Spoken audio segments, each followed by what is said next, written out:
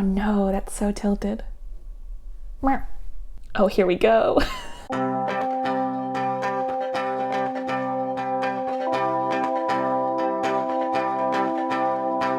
Welcome to Chiller Thriller, also known as Horror for Scared People. My name is Riley, and I am here to hold your hand and walk you through horror movies together if you find yourself interested in the nitty-gritty, but a little too scared to check out a movie all on your own. Today on Chiller Thriller, it is once again Stephen King time, so buckle up because I'm about to get really annoying. Diving into the never-ending log of Stephen King adaptations, today we're going to be talking about Mike Flanagan's unbelievably successful adaptation of Gerald's game.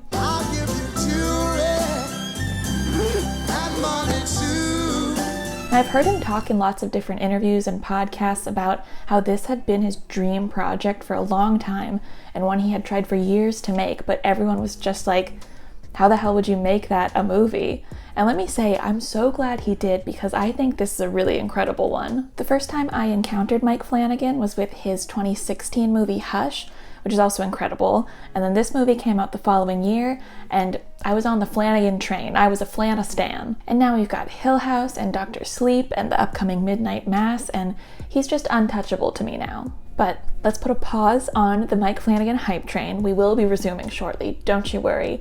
And let's get into what we're here for. One of the many things to love about this movie is that there's hardly any jump scares. I only counted 3. So let's dive into those right now.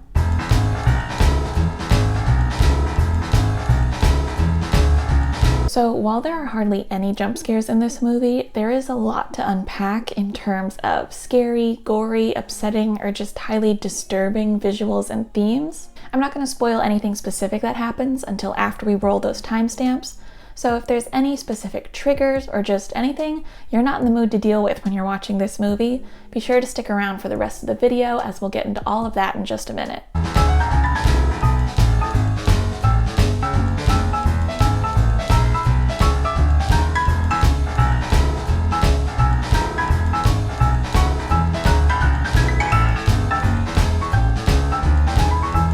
Welcome to Spoiler Town. Now, Gerald's game is a doozy and one that I obviously love, even if in classic Stephen King fashion, it's kind of weak at the end.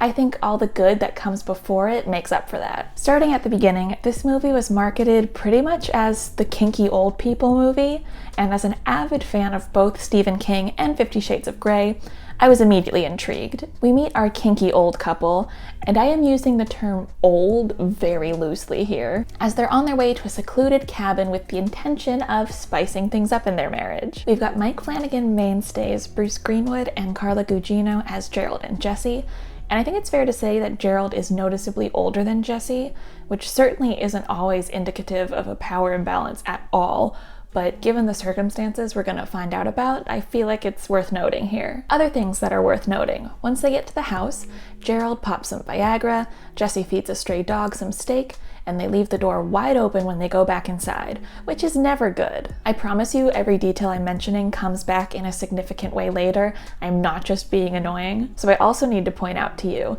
that Jesse takes the tag off her new slip and puts it on the shelf above the bed, and Gerald pops even more Viagra and leaves his water glass on the same shelf. I hope it doesn't sound like I'm Viagra shaming here. Take Viagra if you want to take Viagra. I just fucking hate Gerald. So I'm Gerald shaming, I'm not Viagra shaming. Okay, now that all of that's out of the way, we've arrived at an incredibly uncomfortable sex scene that gives off some seriously bad vibes almost immediately. Gerald handcuffs Jesse to the bed, and it seems like she was not on board with this decision at all. I'm sorry, I'm feeling a little weird.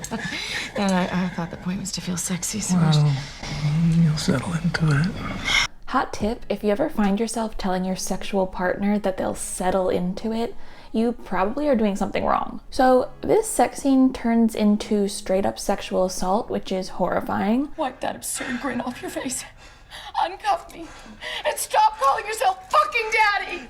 But luckily, after arguing for a bit, Gerald keels over and dies of a heart attack. Which is good news because it means Gerald stops attacking Jesse, but it's also really bad news because it means now Jesse is handcuffed to a bed in an isolated cabin with nobody around to let her free. A bit of time passes after Jesse realizes her predicament, and the dog is here again.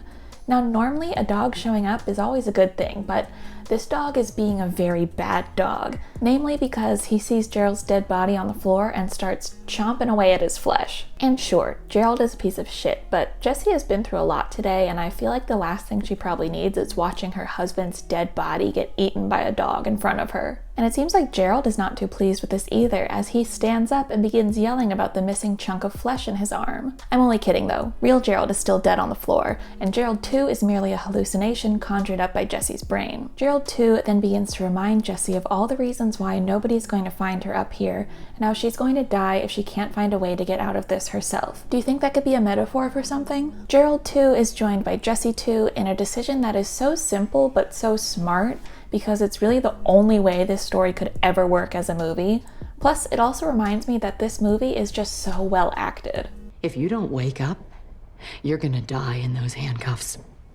And we both know you've been sleepwalking since you were 12 years old. Not now. If not now, when? Not now, what? Gerald too and Jessie too are able to remind real-life Jessie about the glass of water Gerald left on the shelf and coach her into using the tag from her slip as a straw, and I think that's just neat. Recapping the movie like this really makes me realize how if you were to go through every plot beat of this movie, you could describe the whole thing in under 2 minutes, because nothing happens. Like, all the really good juicy stuff that's going on is so much internally. We get these beautiful musings about being a woman and navigating trauma and how to move on with your life, like this gem. Women alone in the dark are like open doors, Jessie, and if they scream for help, who knows what might answer.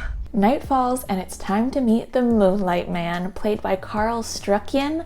I'm so sorry, I looked at like 10 different interviews on YouTube and his name has been pronounced differently by every person I've heard say it, so I'm very sorry. He is wonderful, another frequent player in the Mike Flanagan universe, but more importantly, the giant from Twin Peaks.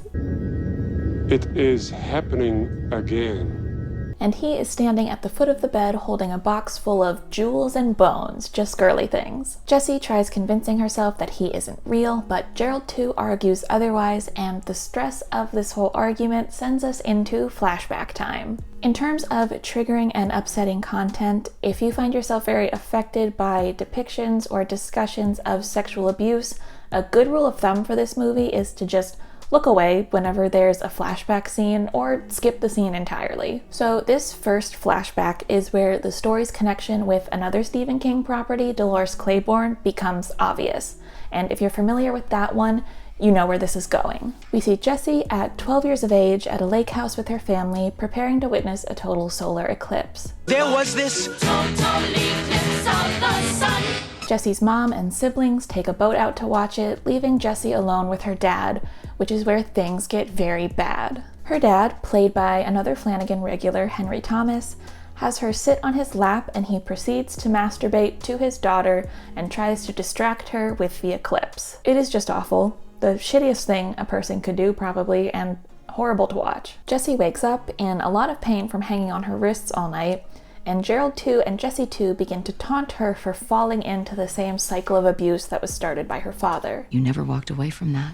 That afternoon never ended. And then this is where we get some direct references to Dolores Claiborne, which also tells the story of a young girl being sexually abused by her father. Spoilers for Dolores Claiborne, but in that movie, the girl's mother, played by Kathy Bates, shoves the father down a well, killing him during, you guessed it, a solar eclipse.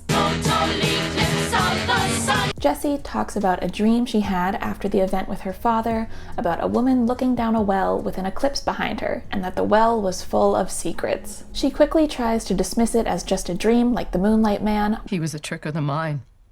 Just like you, Gerald, just like both of you. Well, then why won't you look over there for more than a second? What are you afraid you're gonna see? But Gerald continues to sow seeds of doubt, directing her attention to a visible footprint in the blood smeared on the ground. Certainly something to think about. Jessie shuts her eyes to block out Gerald too and Jessie too, and since this whole situation is a metaphor for accessing repressed trauma, this action sends us into another flashback. Earlier, when Jessie says that what her father did to her on the bench was not the worst thing a person could do, Jessie too counters with, No, that would be what he did to you after, in the bedroom. What did he do? And with this flashback, we are clearly about to see just what went on in the bedroom. I can put your mind at ease that nothing physical happens in this flashback, but the blatant manipulation is equally difficult to watch. Jesse's dad sulks into her room under the guise of apologizing to her for what happened during the eclipse. His real intention becomes clear, however, when he says something to the effect of, "We should really tell your mom what happened, even though she's gonna hate you for it and will probably divorce me." And like, what kind of kid is ever gonna agree to that? We've already seen that the relationship between Jessie and her mother is tense. It is not going to kill her to spend some time with the rest of us. Just a complete daddy's girl. And the threat of her family being broken up is enough to have Jessie begging her dad not to tell her mom what happened. Please just don't tell her. It is so sick and stomach-churning to watch the almost artful way her dad manipulates her into keeping this secret forever. Jessie's dad also wins the award for the most bonkers justification I've ever heard for sexual assault so far. Maybe it was the eclipse. The eclipse?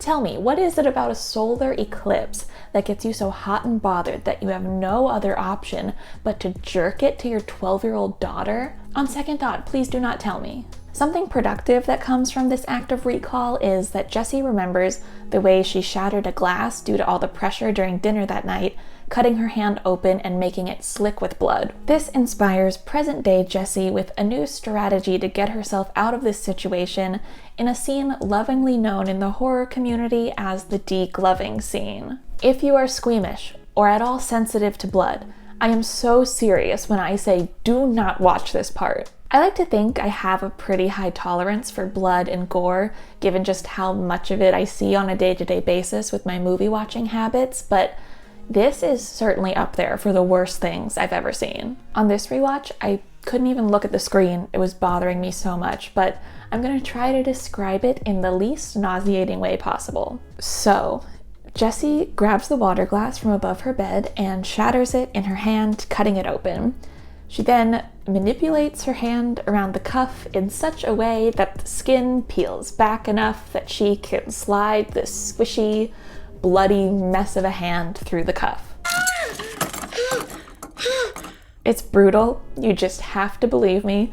It's some of the most memorable gore I have ever seen in a movie. If you are trying to avoid seeing any of that, her hand is like this for a good 10 minutes or so, so you may want to do a little fast forwarding and let your imagination figure it out. Luckily, this effort pays off and Jessie is able to unlock the other handcuff using her teeth and patch herself up well enough to make her escape. I know she's lost so much blood and is dangerously dehydrated, but the way she puts the pad on her wrist sticky side down is always so unhinged to me. Moving on, she makes her way down the hallway only to find the Moonlight Man standing in her path, brandishing his box of trinkets. Jessie hands him her wedding ring and he lets her pass so she can get in the car and careen down the road towards safety. That is until she gets jump scared by the Moonlight Man in her rearview mirror and crashes headlong into a tree. Mouse. Fortunately though, some good Samaritans hear the crash and come out of their house to help her, because the next time we see Jessie, it is 6 months later. We wrap everything up in voiceover as Jessie writes a letter to her 12-year-old self, which I think is always a questionable storytelling choice. Through the letter, we learn that Jessie claimed to have trauma-induced amnesia from the experience, that she used Gerald's life insurance money to start a foundation for survivors of childhood sexual abuse, and that she still sees the Moonlight Man every night before she falls asleep. The one detail that I really love about the ending is that we learn the Moonlight Man was real. He was some guy who was a serial grave robber and corpse desecrator. I think it's so wonderfully scary for us to learn after the fact that he was a real man and not some figment of her imagination. The Moonlight Man, who we now know is named Raymond Andrew Jobert, is facing a court appearance after being arrested for his crimes, and Jessie marches in there to give him a piece of her mind. As his face transforms from Gerald's face to her father's face, back to his own face, she tells all of them, You're so much smaller than I remember. Now don't get me wrong, symbolically this is great, and I love the sentiment behind it, but it is just so on the nose and corny that it's just like this big wet fart at the end of this delicate, beautiful movie. But with that, Jessie walks into the sunshine and the credits roll. And that's Gerald's game. A massive fumble at the end, but I still love Mike Flanagan forever. This is one of those movies that stuck with me for a very long time after I first saw it, and I love it as an investigation of trauma and as a character study, and also just as a really scary movie. This one is also something really special in combination with Dolores Claiborne, which is way more of a drama than a thriller or a horror movie, so I probably won't be covering it here anytime soon, but it's a really gorgeous Stephen King story that I highly recommend. But let me know what you think of Gerald's Game and its place in the worlds of Stephen King and Mike Flanagan adaptations, or let me know if you're checking it out for the first time. Please don't look into any solar eclipses, and until next time, remember, there's nothing to be scared of.